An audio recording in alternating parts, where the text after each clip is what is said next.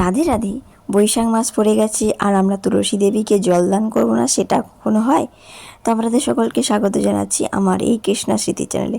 এখানে প্রভু আর আমি তুলসী দেবীকে জলদান করলাম, তার সাথে সাথে তুলসী ঝাড়ানো বসানোর পর আমরা তুলসী দেবীর আরতি করছি।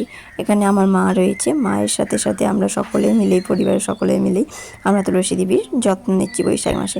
আপনারা কমেন্ট করে জানাবেন কে কে আপনারা বাড়িতে তুলসী ঝাড়া দিয়েছেন এবং তার সাথে সাথে তুলসীকে প্রতিদিন জলদান করছেন, আরতি করছেন। তো আপনাদেরকে জানিয়ে রাখি যে আমরা নবদ্বীপে রয়েছি এখন একটা নতুন ভাড়া ঘরে।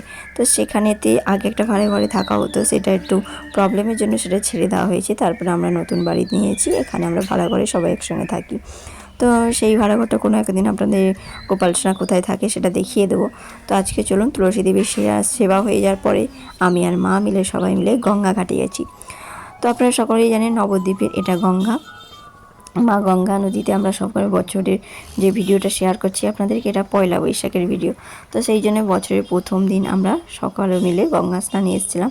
প্রভু রয়েছে, তার সাথে সাথে আমার ননদের মেয়ে সেই কচিমাও রয়েছে। তো এখানে আমি সূর্যদেবকে প্রণাম করে গঙ্গা স্নান করা হয়ে গেল। তো মায়েদের সকলেরই স্নান হয়ে গেছে। তারপরে আমরা যাব, বাড়িতে সেবা রয়েছে, অন্যান্য সেবা, সমস্ত সেবাগুলো গোছাবো, গোপাল সোনাকে স্নান করাবো, তারপর গোপাল সোনাকে শৃঙ্গার করাবো। তো চলুন গোপাল সোনাকে দর্শন করে নিই। তারপর ফিরে এলাম বাড়িতে, তারপর গোপাল সোনাকে স্নান টান করিয়ে দিয়েছি, তার সাথে সাথে একটু বেশি কিছু শৃঙ্গার করিনি, অল্প একটু স্নান করিয়ে একটু হালকা করে তিলক করে দিয়েছি। তারপরে তুলসী এবং তার সাথে সাথে ফুল অর্পণ করে দিচ্ছি। তো আপনারাও কমেন্ট করে জানাবেন যে কে কে গোপাল সোনাকে প্রতিদিন সকালে ফুল এবং সুগন্ধি ফুল এবং চন্দন তুলসী দিয়ে থাকেন। আশা করি সকলেই দিয়ে থাকেন আর যার বাড়িতে গোপাল রয়েছে। তো তারপর সেবা মিটিয়ে যাওয়ার পরে সবাই মিলে গেলাম মঠে। তো মঠে আমরা গৌরসুন্দরকে দর্শন করেছি, তার সাথে সাথে নৃত্য কীর্তন, প্রভু খুব সুন্দরভাবে নৃত্য কীর্তন করেছে। আর আমি তো নৃত্য করতে পারি না, আমি দর্শক, সেই হিসাবে দর্শন করছি। এই দেখে নিন বছরের প্রথম দিনে আমাদের গৌরসুন্দরকে।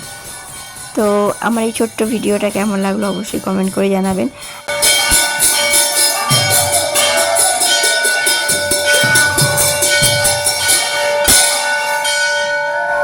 তো আমরা নবদ্বীপ ধামে কোন দ্বীপে রয়েছি? আমরা গোদ্রুম দ্বীপে রয়েছি। আমাদের এখানে সেবিত বিগ্রহ হলো পঞ্চতত্ত্ব, রাধা মাধব আর গোদ্রুম বিহারী রয়েছে।